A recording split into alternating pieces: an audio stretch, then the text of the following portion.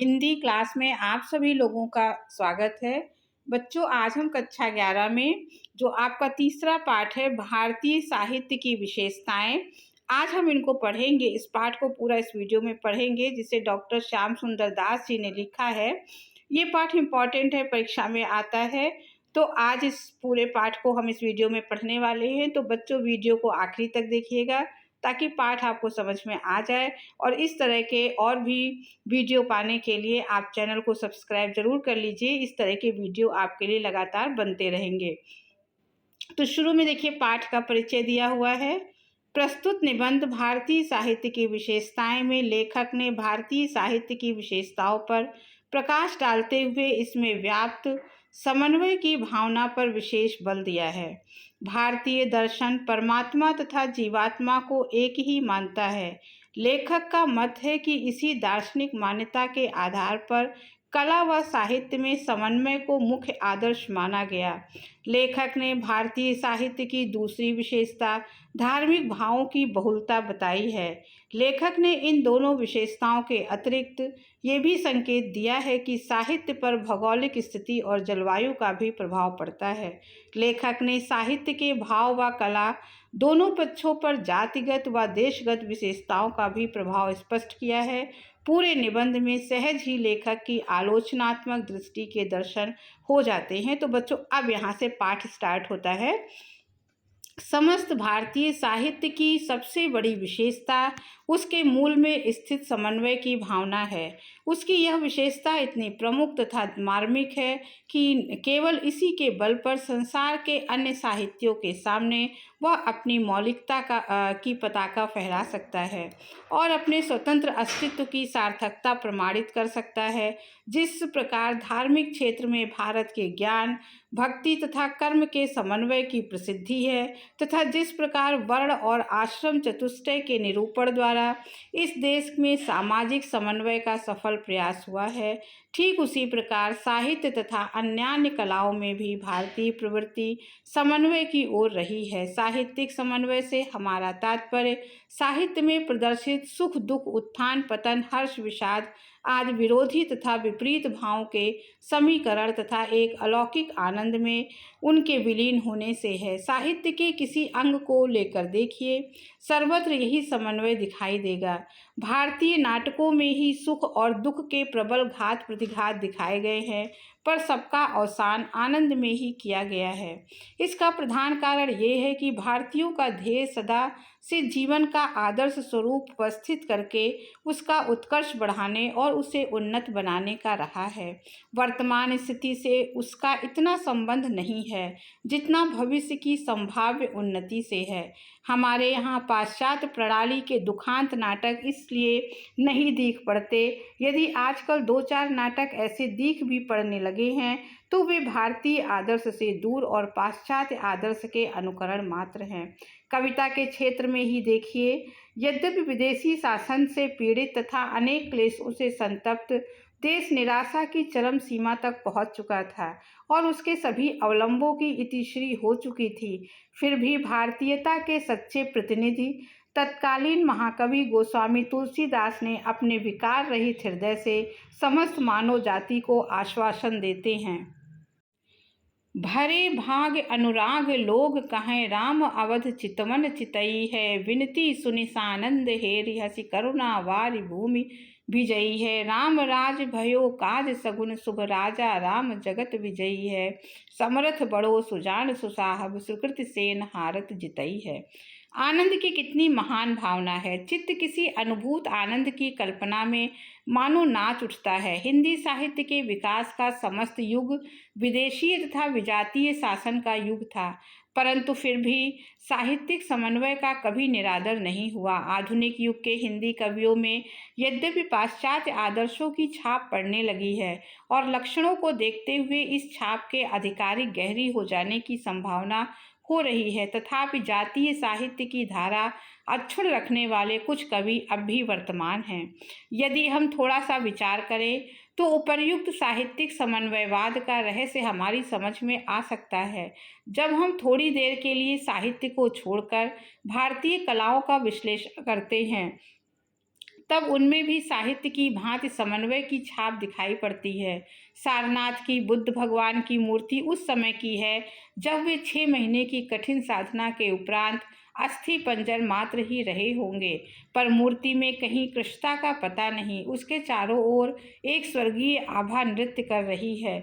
इस प्रकार साहित्य में भी तथा कला में भी एक प्रकार का आदर्शनात्मक साम्य देखकर उसका रहस्य जानने की इच्छा और भी प्रबल हो उठती है। हमारे दर्शन शास्त्र हमारी जिज्ञासा का समाधान कर देते हैं। भारतीय दर्शनों के अनुसार परमात्मा तथा जीवात्मा में कुछ भी अंतर नहीं, दोनों एक ही हैं। दोनों सत्य हैं, चेतन है तथा आनंद स्वरूप है। बंधन मायाजन्य है, माया अज्ञान उत्पन्न करने वाली वस्तु है। जीवात्मा मायाजन्य अज्ञान को दूर कर अपना स्वरूप पहचानता है और आनंद में परमात्मा में लीन होता है। आनंद में विलीन हो जाना ही मानव जीवन का परम उद्देश्य है। जब हम इस दार्शनिक सिद्धांत का ध्यान रखते हुए उपर्युक्त समन्वय पर विचार करते हैं, तब सारा रहस्य हमारी समझ में आ जाता है तथा इस विषय में और कुछ कहने सुनने की आवश्यकता नहीं रह जाती। भारतीय साहित्य की दूसरी बड़ी विशेषता उसमें धार्मिक भावों की प्रचुरता है। हमारे यहाँ धर्म की बड़ी व्यापक व्यवस्था की गई है और जीवन के अनेक क्षेत्रों में उसको स्थान दिया गया है। धर्म में धारण करने की शक्ति है, अतः केवल आध्यात्म पक्ष में ही नहीं, लौकिक आचार विचार तथा राजनीति तक में उसका नियंत्रण स्वीकार किया गया है।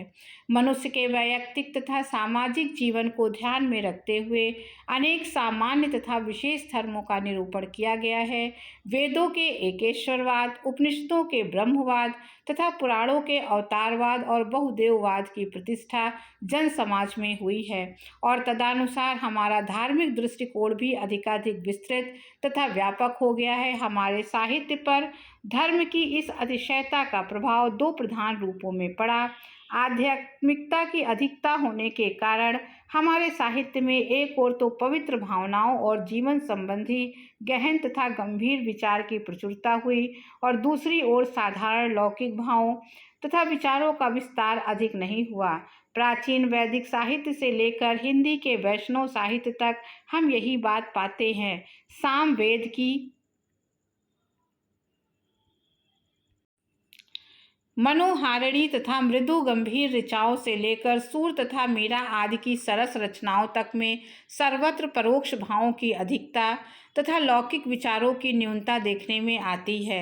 उपर्युक्त मनोवृत्ति का परिणाम ये हुआ कि साहित्य में उच्च विचार तथा पूत भावनाएं तो प्रचुरता से भरी गईं, परंतु उसमें लौकिक जीवन की अनेक रूपता का प्रदर्शन ना हो सका। हमारी कल्पना आध्यात्म पक्ष में तो निस्सीम तक पहुँच गई, परंतु ऐहिक जीवन का चित्र उपस्थित करने में वह कुछ कुंठित सी हो गई है। हिंदी की चरम उन्नति का काल भक्ति काव्य का काल है, जिसमें उसके साहित्य के साथ हमारे जातीय साहित्य के लक्षणों का सामंजस्य स्थापित हो जाता है। धार्मिकता के भाव से प्रेरित होकर जिस सरल तथा सुंदर साहित्य की सृष्टि हुई, वह वास्तव में हमारे गौरव की वस्तु है। परंतु समाज में जिस प्रकार धर्म के नाम पर अनेक दोष घुस जाते हैं तथा गुरुडम की प्रथा चल पड़ती है, उसी प्रकार साहित्य में भी धर्म के नाम पर पर्याप्त अनर्थ होता है। हिंदी साहित्य के क्षेत्र में हम ये अनर्थ दो मुख्य रूपों में देखते हैं। एक तो सांप्रदायिक कविता तथा नीरस उपदेशों के रूप में, और दूसरा कृष्ण का आधार लेकर की गई हिंदी की श्रृंगारी कविताओं के रूप में। हिंदी में सांप्रदायिक कविता का एक युग ही हो गया है और नीति के दोहों की तो अब तक भरमार है। अन्य दृष्टियों से नहीं तो कम से कम शुद्ध साहित्यिक समीक्षा की दृष्टि से ही सही, सांप्रदायिक तथा उपदेशात्मक साहित्य का अत्यंत निम्न स्थान है, क्योंकि नीरस पदावली के कोरे उपदेशों में कवित्व की मात्रा बहुत थोड़ी होती है। राधा कृष्ण को लेकर हमारे श्रृंगारी कवियों ने अपने कलुषित तथा वासनामय उद्गारों को व्यक्त करने का जो ढंग निकाला, वो समाज के लिए हितकर नहीं हुआ। यद्यपि आदर्श की कल्पना करने वाले कुछ साहित्यिक समीक्षक इस श्रृंगारी कविता में भी उच्च आदर्शों की उद्भावना कर लेते हैं, पर फिर भी हम वस्तु स्थिति की किसी प्रकार अवहेलना नहीं कर सकते। सब प्रकार की श्रृंगारिक कविता ऐसी नहीं है कि उसमें शुद्ध प्रेम का अभाव तथा कलुषित वासनाओं का ही अस्तित्व हो, पर यह स्पष्ट है कि पवित्र भक्ति का उच्च आदर्श आगे चलकर लौकिक शरीर जन तथा वासना मूलक प्रेम में परिणत हो गया। भारतीय साहित्य की इन दो प्रधान विशेषताओं का उपर्युक्त विवेचन करके अब हम उसकी दो एक देशगत विशेषताओं का वर्णन करेंगे। प्रत्येक देश के जलवायु अथवा भौगोलिक स्थिति का प्रभाव उस देश के साहित्य पर अवश्य पड़ता है और ये प्रभाव बहुत कुछ स्थायी भी होता है। संसार के सब देश एक ही प्रकार के नहीं होते। जलवायु तथा गर्मी सर्दी के साधारण विभेदों के अतिरिक्त उसके प्राकृतिक दृश्यों तथा उर्वरता आदि में भी अंतर होता है। यदि पृथ्वी पर अरब तथा सहारा जैसी दीर्घकाय मरुभूमियां हैं तो साइबेरिया तथा रूस के विस्तृत मैदान भी हैं। यदि यहाँ इंग्लैंड तथा आयरलैंड जैसे जलावृत द्वीप हैं तो चीन जैसा विस्तृत भूखंड भी है। इन विभिन्न भौगोलिक स्थितियों का उन देशों के साहित्यों से जो संबंध होता है उसी को हम साहित्य की देशगत विशेषताएं कहते हैं। भारत की सस्य श्यामलता भूमि में जो निसर्ग सिद्ध सुषमा है उस पर भारतीय कवियों का चिरकाल से अनुराग रहा है। यूँ तो प्रकृति की साधारण वस्तुएं भी मनुष्य मात्र के लिए आकर्षक होती हैं, परंतु उसकी सुंदरतम विभूतियों में मानव वृत्तियां विशेष प्रकार से रमती हैं। अरब के कवि मरुस्थल में बहते हुए किसी साधारण से झरने अथवा ताड़ के लंबे लंबे पेड़ों में ही सौंदर्य का अनुभव कर लेते हैं तथा ऊँटों की चाल में ही सुंदरता की कल्पना कर लेते हैं कि परंतु जिन्होंने भारत की हिमाच्छादित शैलमाला पर संध्या की सुनहली किरणों की सुषमा देखी है अथवा जिन्हें घनी अमराइयों की छाया में कलकल ध्वनि से बहती हुई निर्झरणी तथा उसकी समीपवर्ती लताओं की बसंत श्री देखने का अवसर मिला है, साथ ही यहाँ के विशालकाय हाथियों की मतवाली चाल देख चुके हैं, उन्हें अरब के उपर्युक्त वस्तुओं में सौंदर्य तो क्या उल्टे नीरसता शुष्कता और भद्दापन ही मिलेगा। भारतीय कवियों को प्रकृति की सुंदर गोद में क्रीड़ा करने का सौभाग्य प्राप्त है। वे हरे हरे उपवनों तथा सुंदर जलाशयों के तटों पर विचरण करते तथा प्रकृति के नाना मनोहारी रूपों से परिचित होते हैं।